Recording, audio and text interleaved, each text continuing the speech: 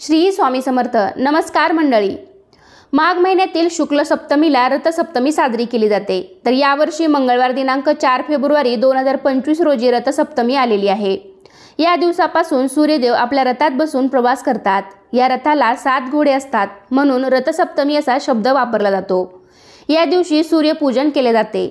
जर आपण रोज सूर्याला नमस्कार केला तर आपले आरोग्य उत्तम राहते, उत्तम तेजाची प्राप्ती होते, मन शांत व एकाग्र बनते, शरीर सुदृढ बनते. सूर्यदेवतेची पूजा केल्यामुळे आपल्या घरातील आजारपण अडचणी कमी होतात.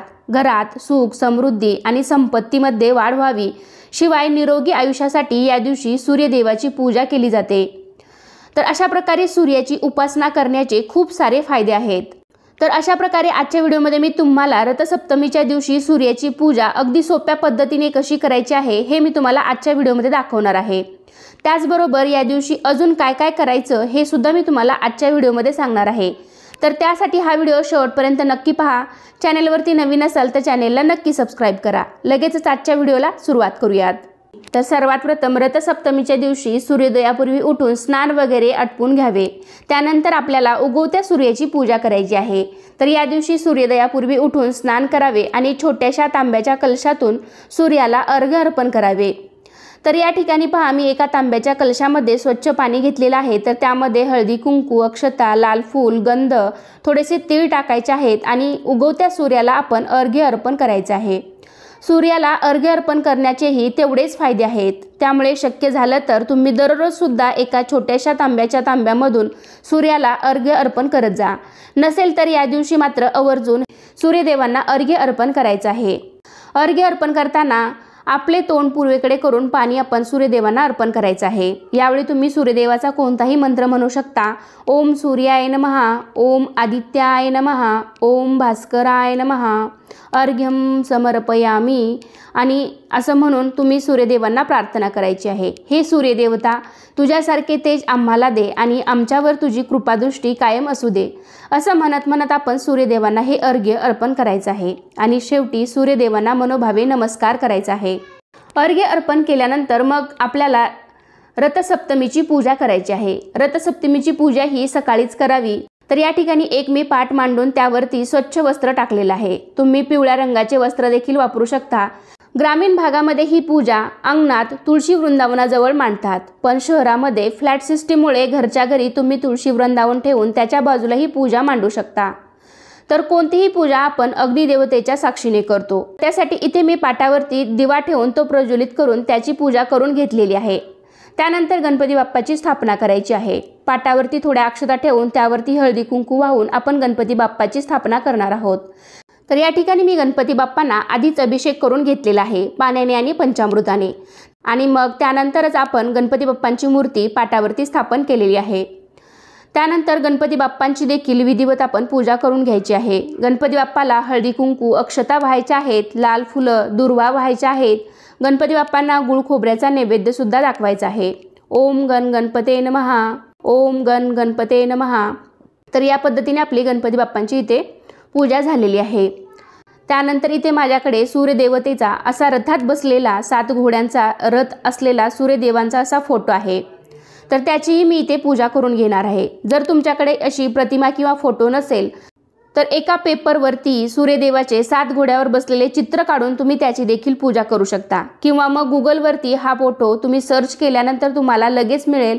तर त्याची तुम्ही प्रिंट काढून त्याची देखील तुम्ही पूजा करू शकता. सूर्य हा ग्रहांचा राजा असून त्याचे स्थान नवग्रहामध्ये आहे.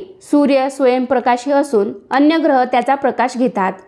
अशा या सूर्याला देव मानून त्याच्याप्रती कृतज्ञता व्यक्त करण्याचा दिवस म्हणजेच रथसप्तमी होय. मकर संक्रांती दिवशी सुरू होणारा हळदी कुंकू समारंभ रथसप्तमी दिवशी समाप्त होतो. रथसप्तमीच्या दिवशी तुळशीपुढे 7 घोड्यांच्या रथात स्वार झालेले सूर्यरथाचे चित्र काढून महिला त्याचे पूजन करतात. तर या ठिकाणी मी पाटावरती थोड्या अक्षता ठेवून त्यावरती हळदी कुंकू वाहून सूर्यदेवतेचा जो फोटो आहे माझ्याकडे तर तो ठेवलेला आहे. सूर्यदेवांना देखील हळदी कुंकू, अक्षता, लाल फूल वाहायचं आहे. तुमच्याकडे असेल तर लाल फूल जरूर वाहा, कारण लाल फूल वाहण्याला जास्त महत्त्व आहे. तर सूर्यदेवांना लाल फूल वाहणं खूप शुभ मानलं जातं. तर तुमच्याकडे असेल तर तुम्ही नक्की वाहा. सूर्यदेवतेचे पूजन करत असताना सूर्यदेवाचा मंत्र म्हणावा. ओम सूर्याय नमः, ओम भास्कराय नमः, ओम आदित्याय नमः। त्यानंतर आपल्याला पाटावर 7 प्रकारचे धान्य 7 वाट्यामध्ये घेऊन त्याची देखील पूजा करून घ्यायची आहे। तर तुम्ही या ठिकाणी कोणतेही धान्य घेऊ शकता। तर यामध्ये मात्र एका वाटीत तीळ आवर्जून ठेवा, कारण या महिन्यामध्ये तिळाला खूप जास्त महत्त्व आहे। सूर्यदेवाच्या रथाला असणारे 7 घोडे आठवड्याचे 7 वार दर्शवतात आणि सूर्यदेवाच्या रथाची 12 चाके 12 राशी दर्शवतात। या 12 राशीचे प्रतीक म्हणून 12 प्रकारच्या धान्याच्या राशी मांडून त्याची पूजा केली जाते।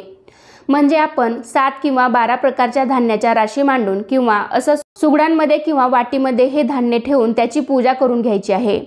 मांडलेल्या धान्याच्या वाट्यांवर हळदी कुंकू अक्षता फूल वाहून त्यांचीही पूजा करून घ्यायची आहे।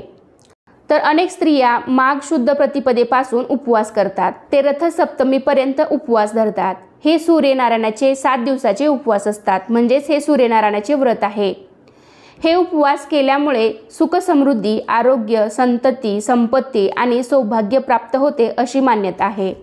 आणि जरी तुमच्याकडे सूर्यदेवतेची प्रतिमा किंवा फोटो नसेल तर मग तुम्ही रांगोळीने सुद्धा सूर्याची प्रतिमा काढू शकता आणि रथ काढू शकता आणि त्याची देखील पूजा करू शकता।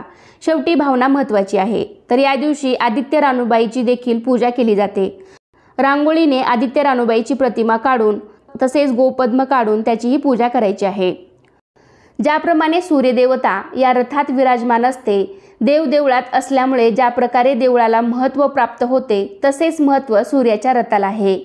त्यामुळे रथसप्तमीला सूर्याच्या उपासनेबरोबरच प्रतिकात्मक रथाचेही पूजन केले जाते। रथसप्तमी हा सूर्याच्या उपासनेचा दिवस आहे। या दिवसाचे व्रत म्हणून महत्त्व आहे। या पूजनाने समृद्धी प्राप्त होते। आदिती आणि कश्यप यांचे पुत्र सूर्य यांचा हा जन्मदिवस मानला जातो। त्यामुळे या दिवशी विशेष करून सूर्यदेवतेची पूजा केली जाते। त्यानंतर पूजेमध्ये जे काही गोडाचा नैवेद्य तुम्ही घेतला असेल त्याचा नैवेद्य दाखवून घ्यायचा आहे आणि तिळगुळ सुद्धा या पूजेमध्ये आपल्याला अवश्य ठेवायचे आहेत। तर इथे मी तिळगुळाचा नैवेद्य दाखवून घेतलेला आहे। तसेच या दिवशी दूध उतू घालण्याची ही प्रथा आहे। तर या ठिकाणी मी एक सुगड घेतलेला आहे किंवा तुम्ही छोटंसं मातीचं भांडं घेऊ शकता। तर ते स्वच्छ धुवून घ्यायचं आहे। त्याला आपण हळदी कुंकवाची बोटे लावून घ्यायची आहेत। खरं तर अंगणामध्ये गोवऱ्या पेटून त्यावरती हे दूध उतू घातलं जातं, पण आता फ्लॅट सिस्टीममुळे हे सगळं काही शहरी भागामध्ये शक्य होत नाही।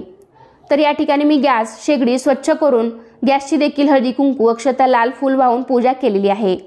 आणि या सुगडामध्ये आपल्याला 1 चमचाभर तांदूळ आणि 1 चमचाभर साखर टाकायची आहे आणि अर्धे सुगड भरेल इतकं दूध त्यामध्ये टाकायचं आहे आणि त्याची खीर बनवून घ्यायची आहे। म्हणजेच गॅस चालू करायचा आणि ते दूध उतू जाईपर्यंत, म्हणजेच अग्नीला हे दूध समर्पित होईपर्यंत ते तापवायचं आहे। दूध उतू गेल्यावर गॅस बंद करायचा आहे आणि नंतर त्याचा नैवेद्य म्हणजेच खिरीचा नैवेद्य सूर्यदेवाला दाखवायचा आहे। आपण ज्या ठिकाणी पूजा मांडलेली आहे तर त्या ठिकाणी तुम्ही हा नैवेद्य दाखवू शकता। तर ज्या दिशेला हे दूध उतू जाईल तर त्या दिशेची प्रगती जास्त होते असं म्हटलं जातं। त्यामुळे हे दूध या दिवशी उतू घातलं जातं। आणि जर तुम्हाला हे शक्य नसेल तर मग तुम्ही गोडाचा कुठलाही नैवेद्य बनवून शिरा वगैरे बनवून त्याचाही नैवेद्य दाखवला तरी देखील चालेल।